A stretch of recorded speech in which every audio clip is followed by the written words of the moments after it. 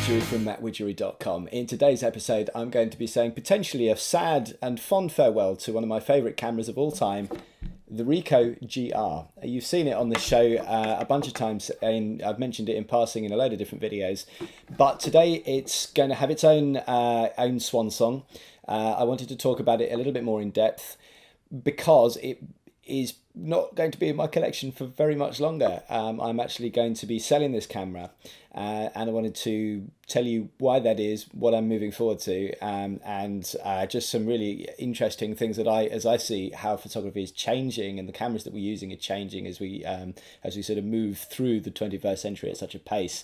The camera's changing all the time to getting more and more advanced in the features that they offer. So first of all, let's just have a little look at this camera. This is the Ricoh GR, sometimes referred to as the GR5 because it's the fifth of the digital lineup of these cameras that Ricoh made. Preceded before that, in the 90s, they were actually 35mm compact cameras, and have been favourites of street photographers such as Daido Moriyama in Japan, for example, who used these cameras, in the film days, and more recently people like Eric Kim, who uses these or has used these for his street photography as well. The reason being that they're very small, they're very light, they're professional grade cameras, they have a full magnesium body, they have a very good 18mm lens. It's a crop censored aps-c sensor, which is a very big sensor for the size of the camera that it is, and that gives you a 35mm equivalent of just about 28mm. So you get a nice wide angle of view, which is favoured by myself as a street photographer, and sort of lots of other people who like that. There is a crop mode built into it as well. If you want to shoot it to the equivalent of 35mm, it's able to do that really easily at the press of a button as well. So there's lots and lots that go in with it. You have a little pop-up flash that's built in. That's the little lens that comes out. There's a built-in sort of button for doing hyper focusing or zone focusing. There's a link up on screen for the video. It tells you how to do that, which is nice. You can take off this little ring at the front there, and you can attach lens hoods. You can attach a wide angle converter to bring this from 28 to 21mm. You have a video mode in there. It's very, very clear and crisp, the video that's in there, although it doesn't have any manual features or anything like that. It's fairly basic. But as a stills camera, it's incredible. You've got a little button on little command dial on the front. You've got a little command rocker on the back, which also presses in. You can scroll through different modes. You can use this little wheel on the top there to set your standard sort of manual shutter speed, aperture program, automatic, things like that. But then there are also three presets that you can dial into that as well. So I have one set up for doing kind of night photography, which has a higher ISO built in and things like that. There are also various built-in effects that you can use. If you're shooting JPEG, you can apply various filters and black and white modes and things like that to it. Although I shoot RAW, and this camera outputs in DNG, which is the RAW format that Photoshop use. So and Lightroom. So it's very good for just being able to upload your pictures directly into that. There's even a little hot shoe on the top there as well. And I've used my Yongnuo 560 that actually just clips straight into there, and you can use a full size flash on that. Rather than a little pop-up thing. It looks a bit ridiculous and it's very top heavy, but at a pinch you can do it. So there's a stack of things about this camera which I love. The build quality of it is absolutely fantastic. It's a first-rate quality camera from the point of view of build, and I love it. I love it dearly. I've lived it since the very first moment I picked it up and took it out of the box and fired a shutter with it, and it's so quiet. I don't know if you'll be able to pick this up. Oh, there you go. It's telling me I can't record because I'm in some. I haven't got a SD card in there. But let's see if we can get it to. Yeah, trust me, it's very quiet. It's not doing it at the moment because there isn't any memory in there. I haven't put an SD card in it. But it's really, really quiet. So if you want to take candid shots of people without them being aware and kind of interrupting the scene of what's going on, then you can do that too. It's great in low light. You can shoot this comfortably at 3200 and even push it a bit beyond. I think natively it goes up to 25,600, but I wouldn't. But certainly at 1600, 3200, it's really, really good. So, why am I getting rid of it? Well, the only reason that I'm getting rid of it is because I'm just about to take delivery of a Fuji X Pro 1, which has with it two lenses. One is the 18mm f2, and the other one is the 35mm f1.4. So as much as I love using this camera, having that fixed 28mm equivalent lens, so 18mm lens in what it says on the side of the barrel there, is a bit limiting for some of the stuff that I want to do with it. It's almost a victim of its own success. I was so excited by carrying this thing around and being able to have it with me all the time that I wanted to do more and more stuff with it. Not just sort of being able to take it out and do street photography, but other things too. And if I was at events and things like that, not necessarily as a professional, but just to be able to take pictures, or family occasions and things like that. This was the camera that I wanted to take rather than the big Nikon D300. The other thing that because it might not just be this camera that's going. That's the thing. It may well be in time that it becomes a replacement for the D300 as well. I love the D300. It's absolutely brilliant. But the limitations for me, I shoot a lot of music. I shoot live music, concerts and things like that, which happen at night where the light is terrible. And a lot of the time, I'm really, really pushing the D300 to its limit. You can get up to about 1600 ISO with that camera.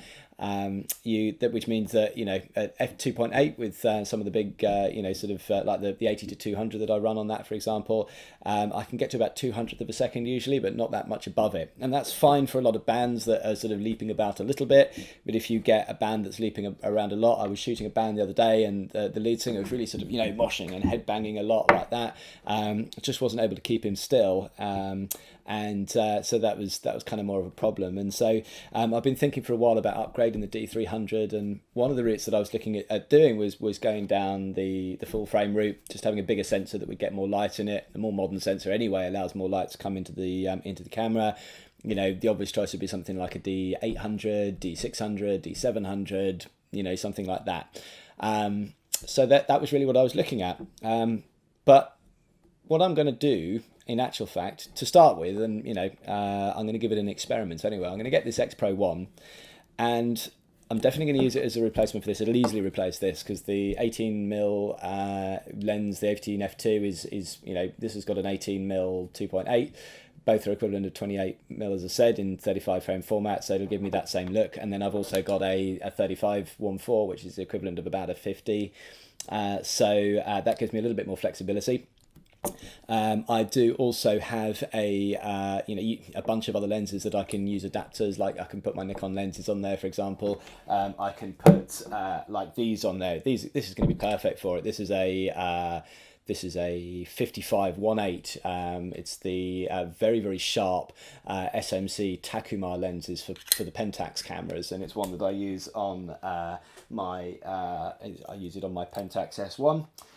It also fits onto the Spotmatic that you can see on the background there, but it's very, very small and light, and so it's going to be perfect to use in conjunction with the X Pro 1. And this will give me an equivalent of something around 80mm, so it could be useful for doing portraits and things like that, and it's also very, very fast. I will need to look into getting something like the equivalent of a 70 to 200 2.8 or 80 to 200 2.8, something like that, simply because when you're shooting bands up on stage, that really is my go-to lens. I use it so much. I do use it for portraits and things as well, but there's lots of other things that you can use with that. I mean, I've got a 135 version of this, which is also 1.8, so I've got that covered. But having the flexibility of a zoom when you've got somebody on stage just running about, coming in and out of frame, I think having the 70 to 200 2.8 equivalent is really necessary. So if I can get that sorted out, it may well be that the X Pro 1 can replace not only this, but also the D300. And now that would be really, really interesting. There's a few photographers I know that are doing this, that are sort of, moving across to mirrorless. I do know the limitations in terms of the X Pro 1 in terms of its autofocusing. I'm not going into this blind. Although there are firmware updates, it's still a contrast detect based focus system. It's not going to be as snappy as something like phase detect. It's not going to be as versatile as phase detect, which is what the SLRs use. So I'm aware of that. But the other thing is that the X Pro 1 with the latest firmware update, which is 3.01, you do get focus peaking in there as well, so you can actually manually focus a lot simpler. And actually, I mean, to be honest, you know, with the D300 and the 80-200, which is an older lens anyway and hasn't got great autofocus, on stage when there's a lot of spotlights coming from behind the act on stage and behind the singers and whatever, I do end up, you know, using manual focus with the Nikons as it is. I've actually got pretty used to being able to focus manually the 80-200, fully zoomed in at 200, you know, with a singer with a spotlight behind them and there's kind of very little light on their face, just being able to sort of focus in on their eye and you know, wait for that little bit of light to reflect into them and then get the picture. And I've got pretty adept at doing that, so I really don't mind having a go at doing that with you know, with the X Pro one.